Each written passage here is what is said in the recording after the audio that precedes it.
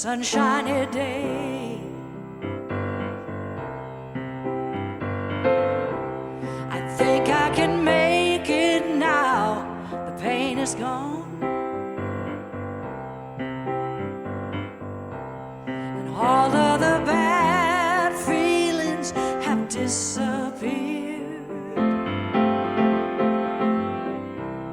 And here is that rainbow I've been praying for. It's gonna be a bright, sunshiny day.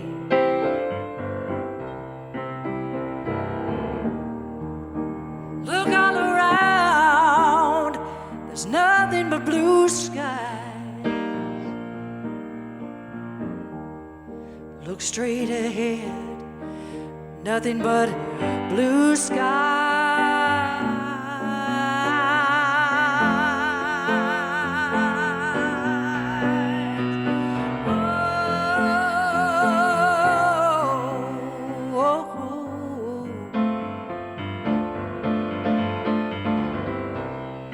I can see clearly now, the rain is gone.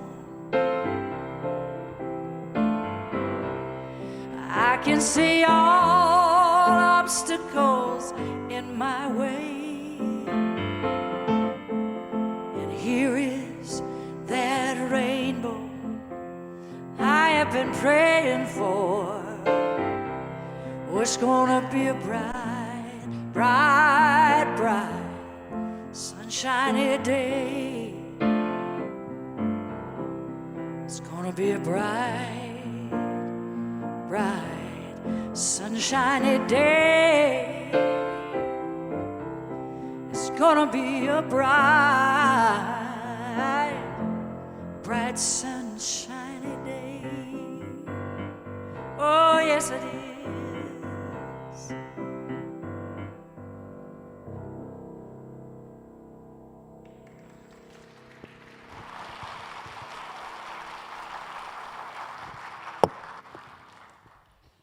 Thank you, Kelly Hunt. Good to see you. Hi, Geneva. Good morning, everybody. And welcome to Unity Temple in the Plaza, a place where diversity is praised and peace and harmony is rewards. I have a few brief announcements before we begin the service today. First of all, I'd like to recognize Cecily Sabato. She's our videographer. She had a birthday last week, I guess. She ran off to Florida, so she couldn't celebrate it. As soon as the cold came in, Cecily went out, which is it's good to see you. Happy birthday, and thank you for everything you do from all of us. Yeah. Last week, I talked about the burning bowl, and I started out with the golden rule as the one thing that everybody should learn to practice in their lives.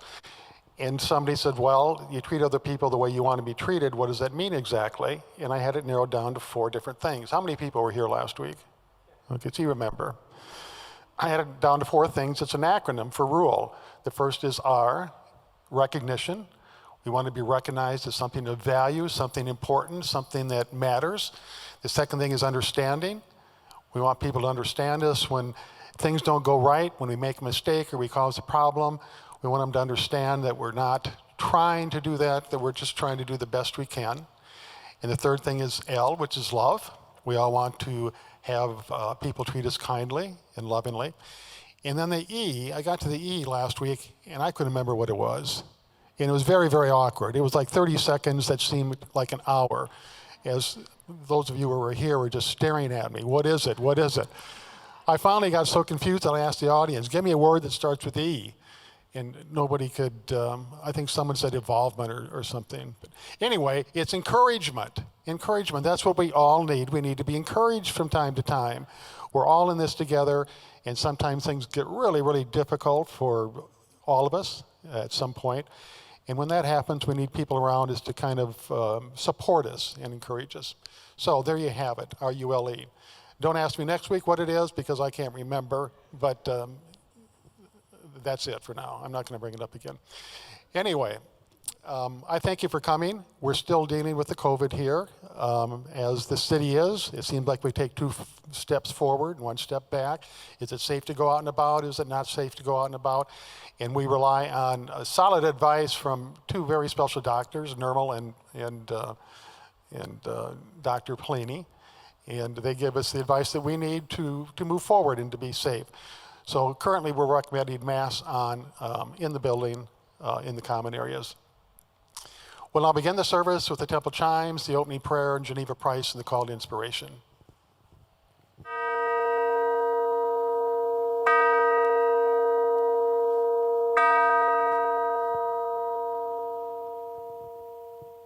Please say this with me if you choose. On this day, we dedicate ourselves to peace on earth.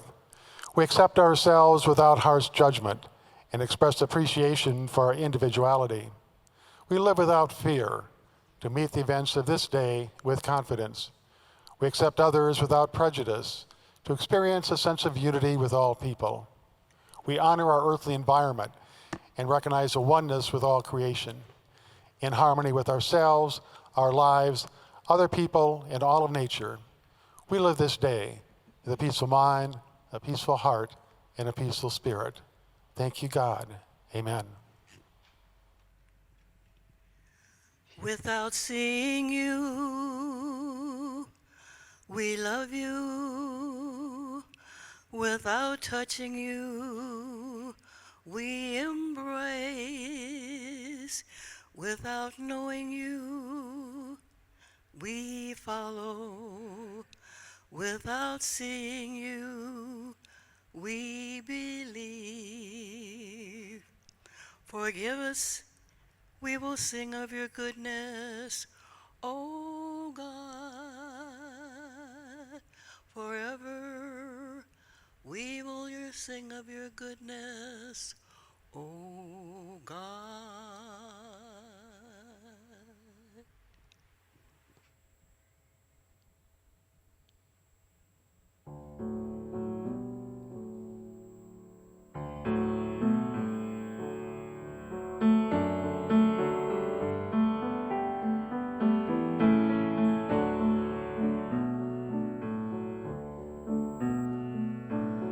Life is shaped by who we say we've come here to be.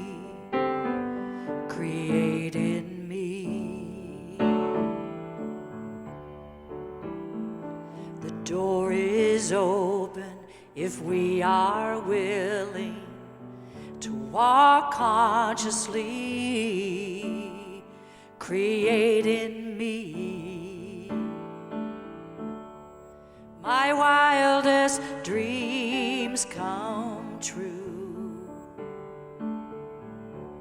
I see the same for you. The only moment we ever have is right now. You see, create in me.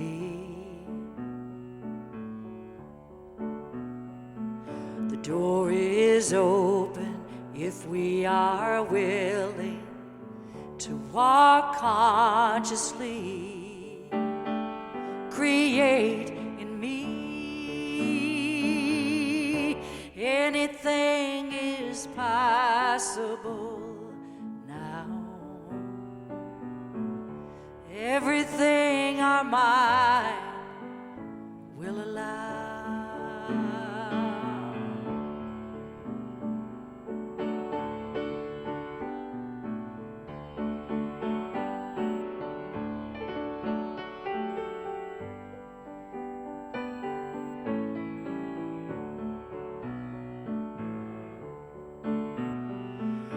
Life is shaped by who we say we have come here to be. Create in me. Anything is possible now. Everything our minds will allow. Oh, my wildest dreams dreams come true, and I see the same for you. Oh, anything is possible now. Everything our minds will allow. My wildest dreams come true, and I see the same for you.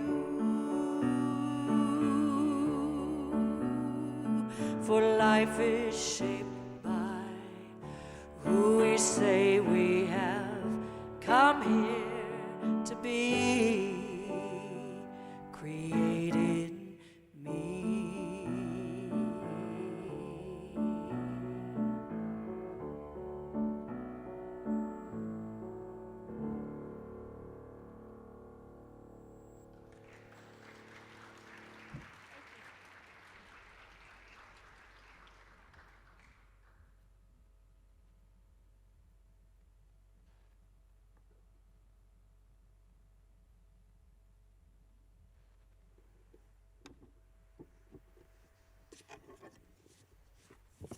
Good morning. It is a joy and a pleasure to be here, and an honor to be here as well.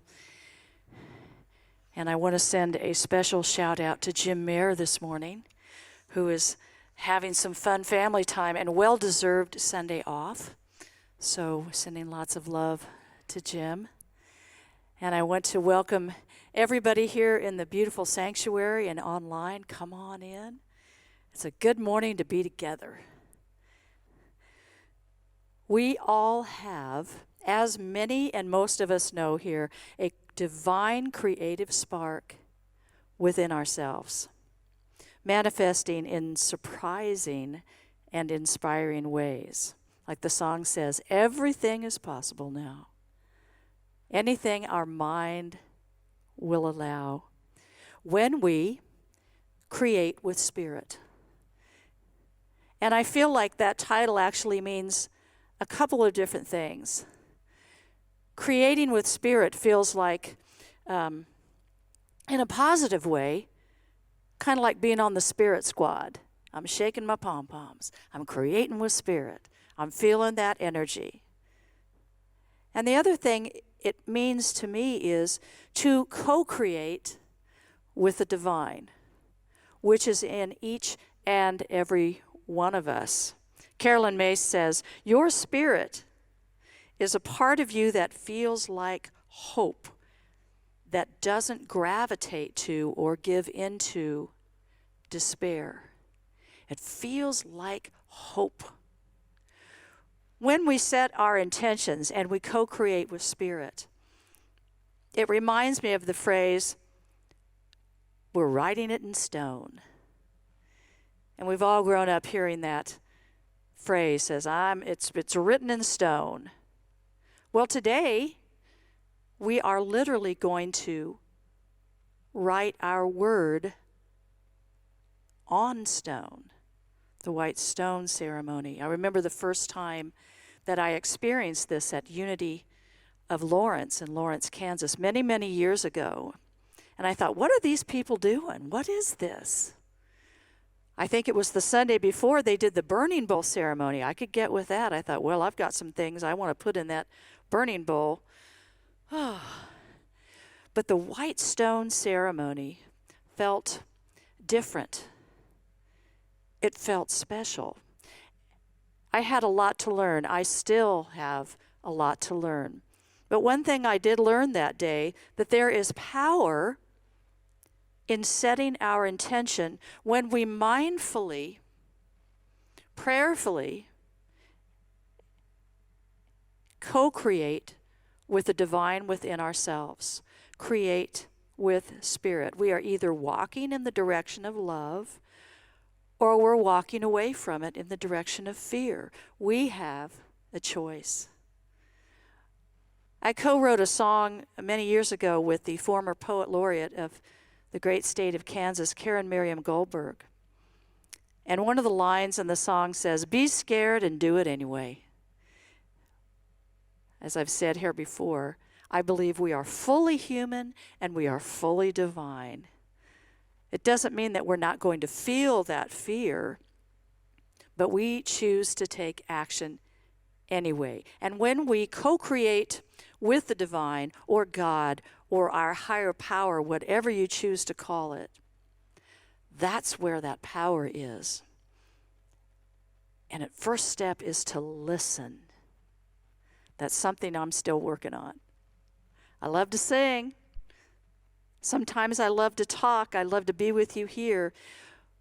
But my first and foremost job, if I want to co-create with Spirit, is to listen and be quiet. When I first started learning how to go into a moment of meditation, boy, my mind was busy. I don't know about you guys. I sat there and I thought, okay, I've tried to force myself to be quiet. Pretty soon I was thinking of my grocery list. Pretty soon I was thinking of what I had to do later that day. But I also remember thinking, hey, I'm going to keep doing this, not until I get it right, but I'm just going to keep showing up. How can I listen if I don't take that moment or moments to just be quiet? Give it a shot. When we use our imagination, I believe that's a God-given gift. Our creativity, our imagination, our intuition. It feels like those things are there for a reason. I believe that they are. Most of what I've done my whole adult life out in the world has to do with imagination. That's been my job. And in order to get inspiration or enthusiasm for something or picture something in my mind, I have to be quiet and listen. I have to do it. In fact, I might be in the middle of doing something else. I might be doing my dishes. I might be driving my car. Have you ever been in the middle of either a conversation with somebody or maybe just taking a walk, and suddenly you got this very clear idea? And it felt kind of gentle, but it was present. And it kept coming to you until you paid attention. What was that? And some of those ideas feel pretty out there and maybe not doable, and they might elicit some fear. But if they keep returning, I believe that's Spirit knocking on your door, on the door of your heart, saying, hey, hey, hey. Don't forget that. Don't feel like this isn't important. Albert Einstein says, imagination is everything. It's the preview of life's coming attractions. So what coming attractions do you want to have in your life? What will you write on a piece of stone today and carry with you? My first White Stone ceremony, the first word I wrote for that year was trust. That's what came to me during the meditation. And at the moment, heck, I didn't know why it showed up. I thought, trust? Trust what? But the year that followed gave me every opportunity to do just that. Trust and go forward. You know the saying that says just because you can't see the whole staircase just doesn't mean you can't take it one step at a time. Man, I was trying to see that staircase. I wanted to know where it went, how it got there, what it looked like, and where I was going to end up. And I didn't get to see those things in the timetable that I wanted to see them. I thought, oh, I need to trust. Easier said than done. When we see the creative process in others, it can inspire us to do the same. And what does it look like? It shows up in all kinds of different ways, in ways that we couldn't even imagine for ourselves, but that we see as right for somebody else. My friend Marcia Paladin was a choreographer, a dancer, a tenured professor, and she was one of my best friends in the whole world. I met her way back in 1983. way back there. Feels like yesterday to me. And she and I just clicked. And one of the things I was so drawn to from Marcia was her ability to follow her creative spirit, to act on it, and to inspire others to do the same. She expressed herself through movement. She inspired others through her beautiful movement. And we both at the time lived in Lawrence, Kansas. She got offered a tenured professor job in Greensboro, North Carolina, UNGC. And part of me felt sad. I thought, oh, shoot. One of my best friends in the whole wide world is moving across the country. And then I thought, hey, I've never been to Greensboro before. This will be more opportunities to get out there and visit her and see a new place, which I did many, many years in a row. And I got to watch her inspire others, help others to learn to co-create, to trust that divine spark within themselves, which she openly talked about at all times, unabashedly. I thought, what would that feel like? To just express yourself however you wanted. One time I went out to visit her, and we went to the grocery store, and some really fun music came on, and she just started dancing down the aisle of the grocery store. I thought, all right, why not? So we just danced our way down the bread aisle, and we had a great time doing it. And when I saw that spark in her, I thought, this is possible for me in different ways. I'm not a choreographer. I love to dance, but I'm certainly not a professional dancer. But listen to this. A few years ago, Marcia unexpectedly had a series of major strokes. And within a very short amount of time, she lost all ability to move on the left side of her body. She lost her ability to see physically. And she lost her ability to speak. So my husband and I flew out to Greensboro to be with her husband, to visit her in the hospital, to hear the prognosis, which at that time was being said over and over and over, it's not good. But something amazing happened. I don't understand it completely. But slowly, gradually, she began to get her physical sight back. Slowly, gradually, she began to be able to speak. And she became more present in her mind. And the more present she became, the more joyful she became. Her personality of the Marcia that we loved and knew was present and back. The left side of her body, however, remained still. So eventually she ended up in a care facility. Her husband visited her every day. He brought her favorite foods when she was able to eat. Her students came and sat by her bedside and read to her twice a week. Her colleagues came to her bedside at least once a week and spoke to her and asked for her advice. And here's what she did. She meditated daily. Everybody knew it. Don't bother her when she's meditating. This is what she's doing. She's fine. She's listening. And at night, she dreamt new choreography for new pieces to be performed at the university. She dreamed them. So when her colleagues came and sat by her bedside and they said, okay, Marcia, can you talk us through this piece that you have in mind? What music do you hear to accompany it? And what are the movements? Can you describe them? And she said, oh, I can do more than that. I can show you. With the right side of her body, from her bed, she co-created whole choreographed pieces to be performed at the school that she was still a tenured professor at. She couldn't get into the classroom and teach, but she taught from her bed.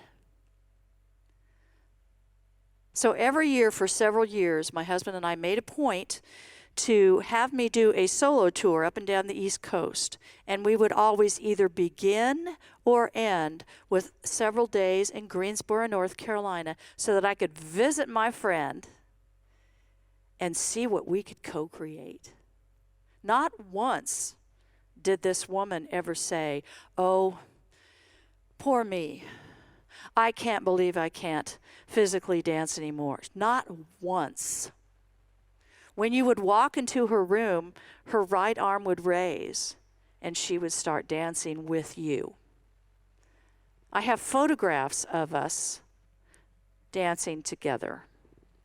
This woman was so hooked into her higher power, the power of meditation, the power of co-creation, that not once did she believe that she couldn't still have that. And as a matter of fact, she participated in that until a couple of days before she left the planet.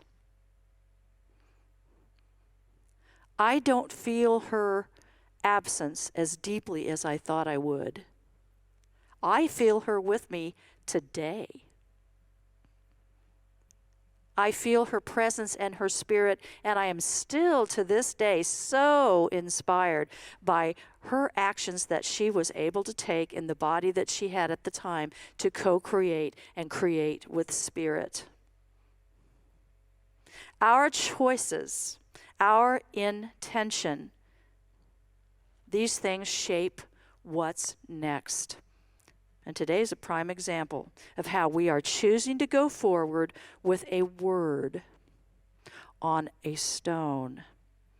And intention is powerful. During the beginning of the pandemic, when we were all staying in our homes and we weren't able to come and gather like this, there was a woman in Gig Harbor, Washington named Michelle Brenner.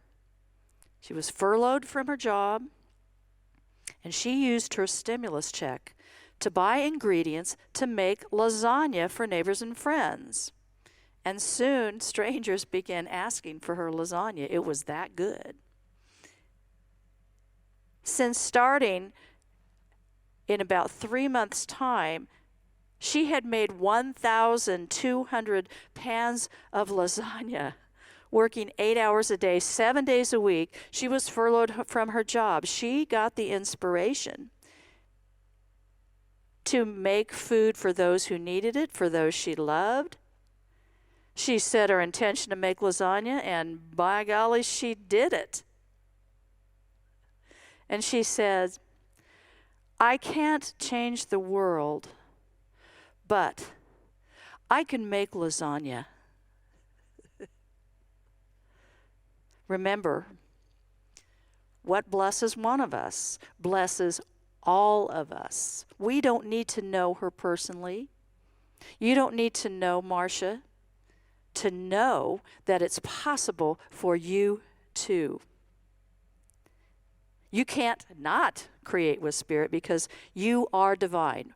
The divine lives within you. That seems to be a theme that has run through my life over and over again. And I know I say it every time I'm here, but I so believe it. Where does God live? Deep inside of each and every one of us. Where does God live? And God can only do for me or any of us what it can do through me.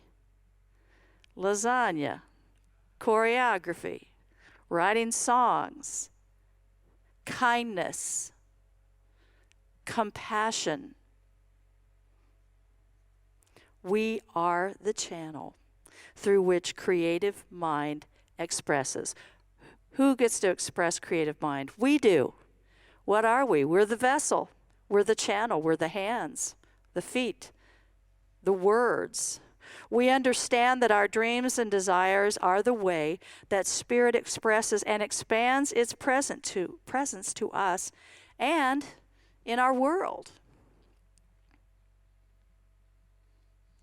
Remembering the divine is within us is one thing, but how do we access it?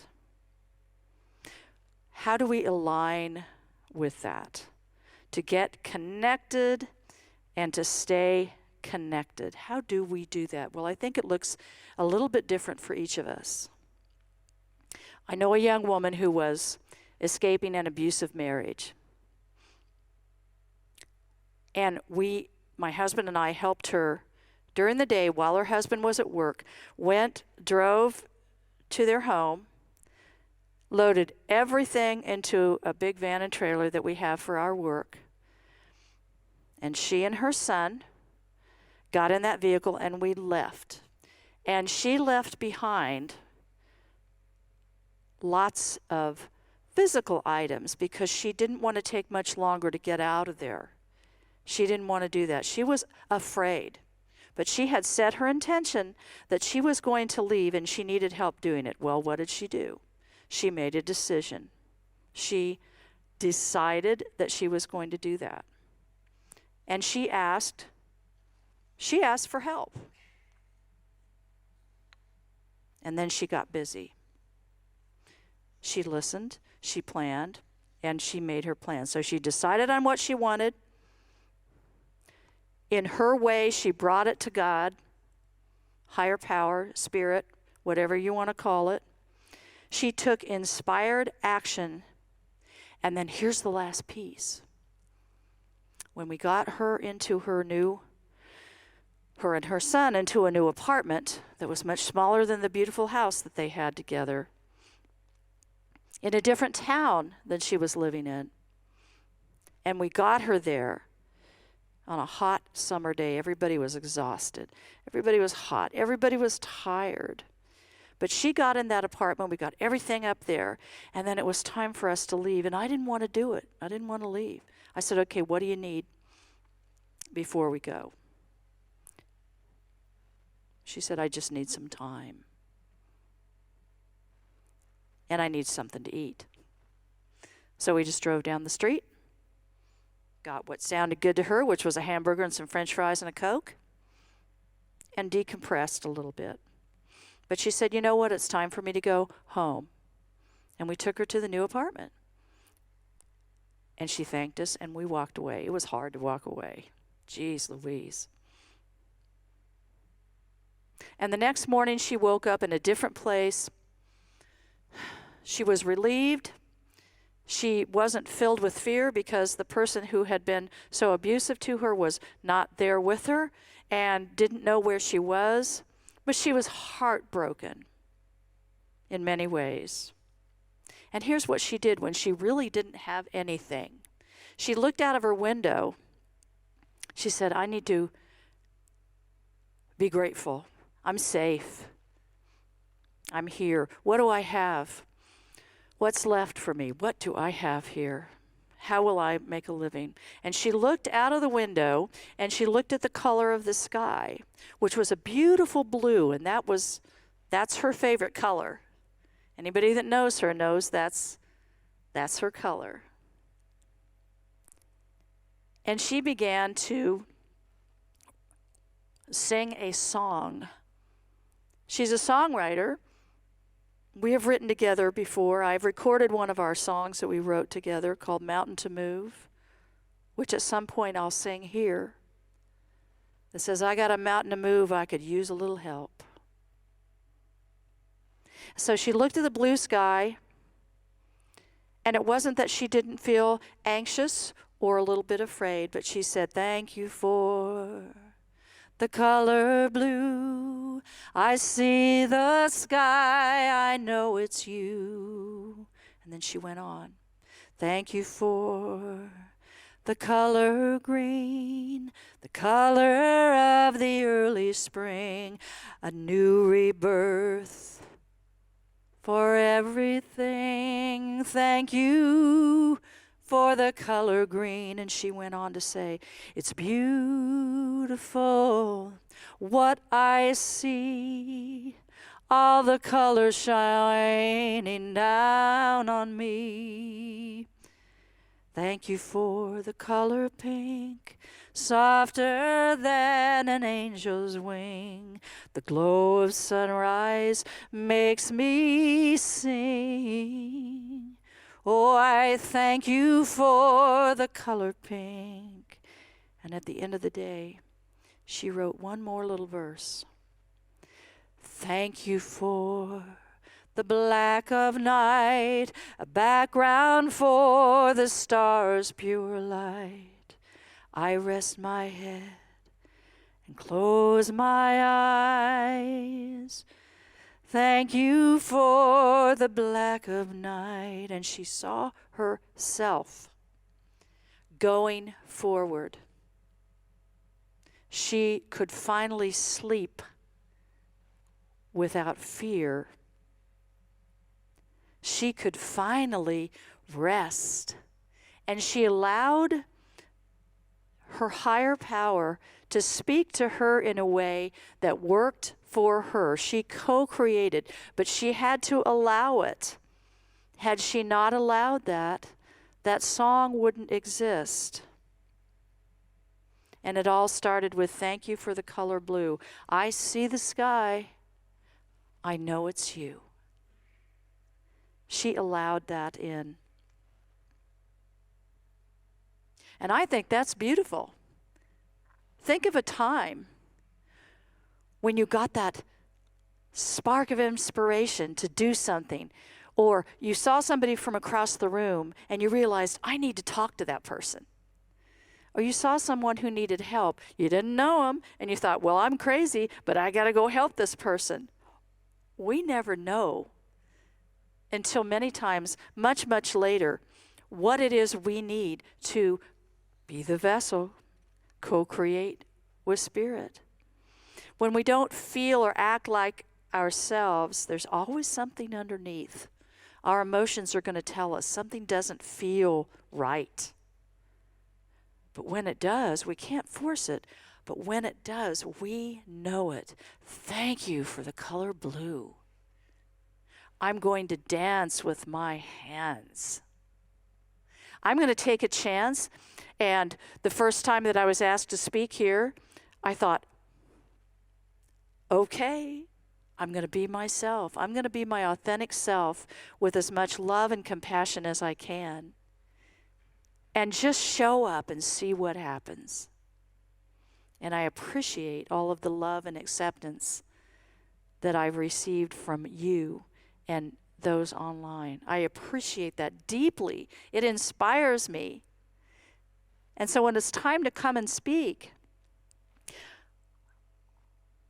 I set my intention. I get quiet. I listen. I co-create. I do the best I can as a fully human and fully divine. I'm doing the best I can. And I'm so happy for the opportunity. Another wonderful quote from Carolyn Mace says, as we become conscious and recognize the impact of our thoughts and attitudes, our internal life, upon our bodies and upon our external lives, we no longer need to conceive of an external parent/God that creates for us and on whom we're fully dependent. As spiritual adults, we accept responsibility for co-creating our lives and our health. I would say our physical and our mental and our spiritual health. Co-creation is, in fact, the essence of spiritual adulthood. It is the exercise of choice and the acceptance of our responsibility for those choices. Today we get to do a beautiful thing. We get to have a physical manifestation of a choice that we make today, of an inspiration that comes to us today in meditation, in our quiet time.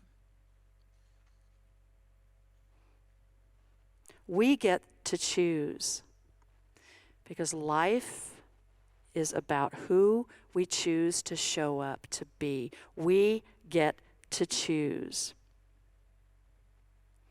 We get to remember, and I'd say almost more importantly, we get to listen.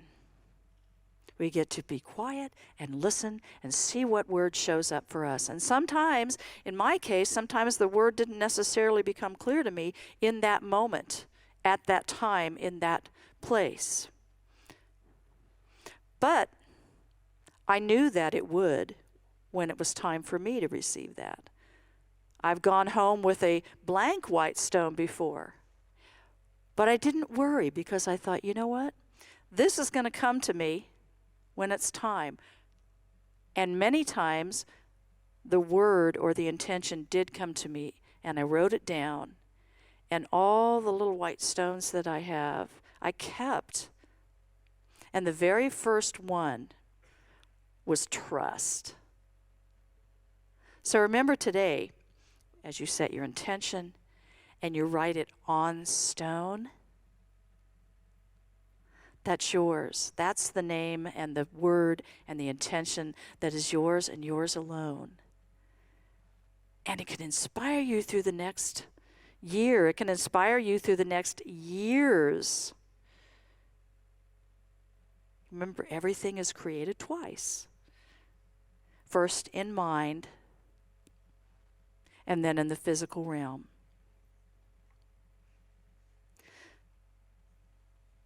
So I would end by saying this.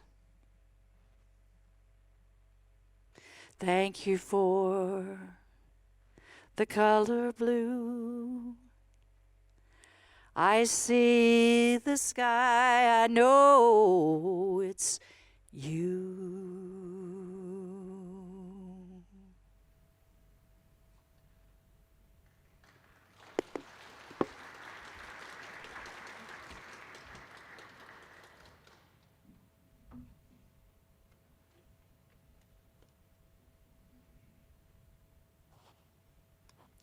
Before we do the white stone ceremony, we're going to go into meditation.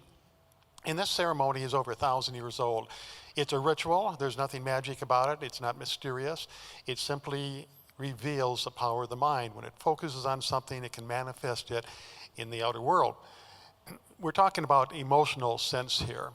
We're not talking about material things. If I want to be happier in 2022, I would write that on the stone. And I'd have it as a reminder that happiness is my objective. That is what is speaking to me through the divine voice within inside. Originally, it was established for prisoners.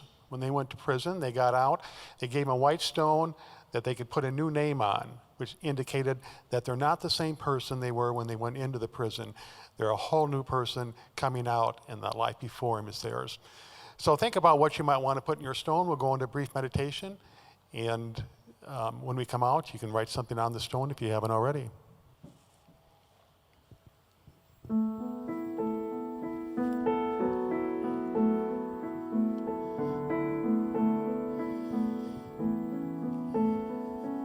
Something quiet, something watchful, sings a mindful song. Something waiting, all potential, it's been there all along. Begin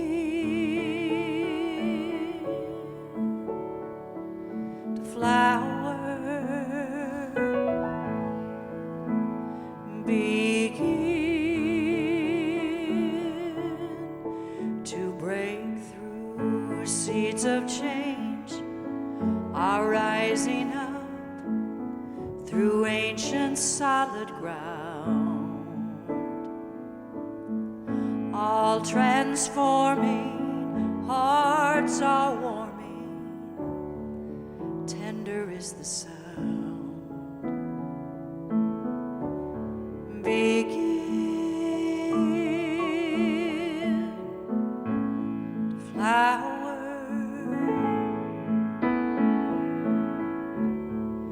Begin to know something precious, something moving, new life has begun. All direction, all abundance, turning toward the sun, begin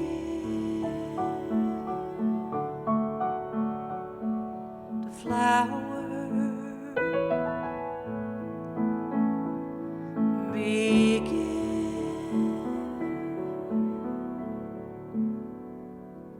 to grow.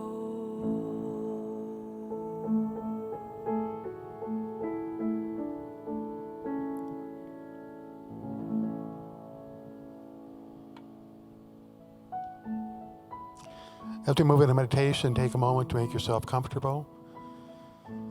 Take a deep breath and slowly exhale, and as you do, feeling any tension or anxiety or worries or fears to be released. And take another deep breath. And this time as you exhale, feel a sense of serenity and peace and happiness come over you. And know with firm conviction, this is your life. And you can do with it what you choose. Everything begins with intention. From intention, it moves to idea. And from idea, we see the magic of manifestation come forth in our world. We'll now move into the silence as you contemplate what it is you want to see show up in your life in 2022.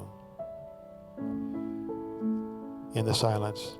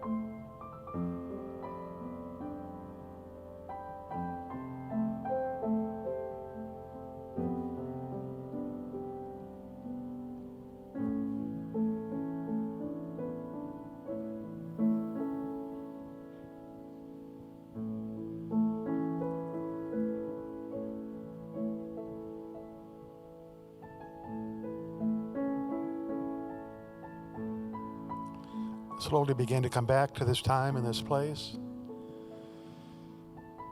And as you do so, feel a sense of joy, a sense of confidence about the future,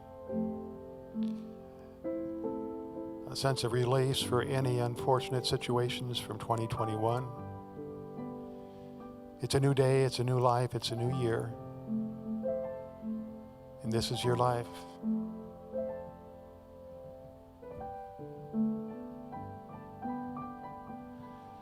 As we go forth this day to live our lives with a peaceful mind, a peaceful heart, and a peaceful spirit.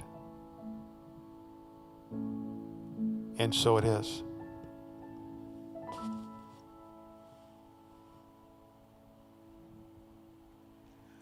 Only believe, only believe, all things are possible. Only believe.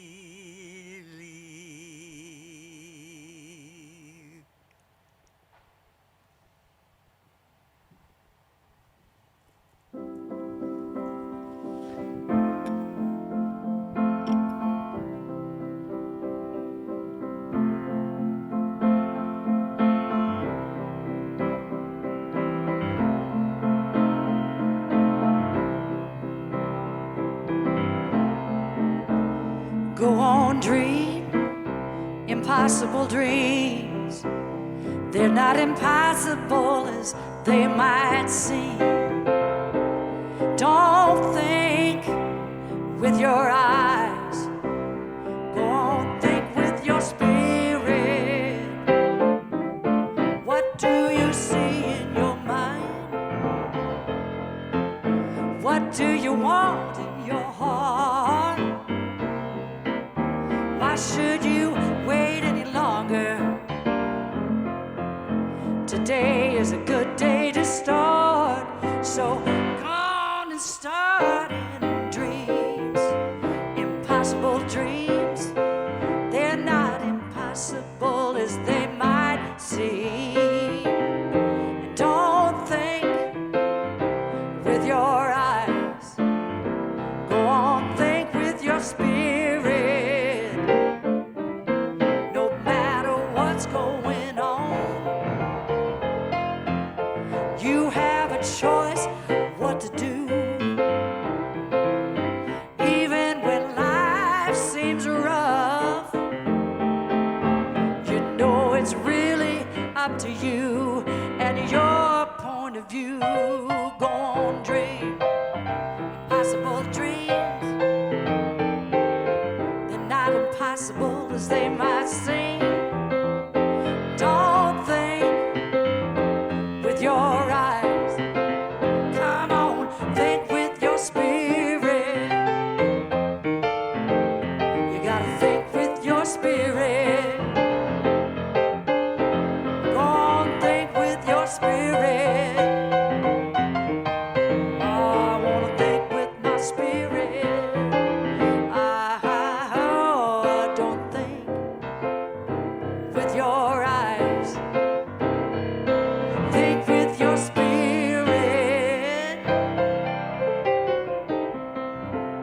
Right away, try it today. Yeah.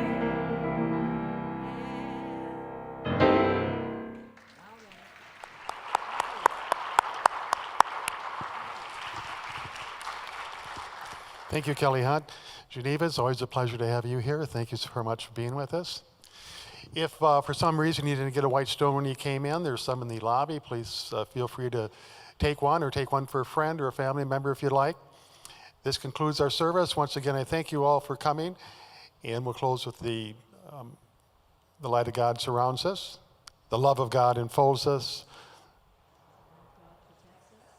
and the presence of God watches over us. Wherever we are, God is, and all is well.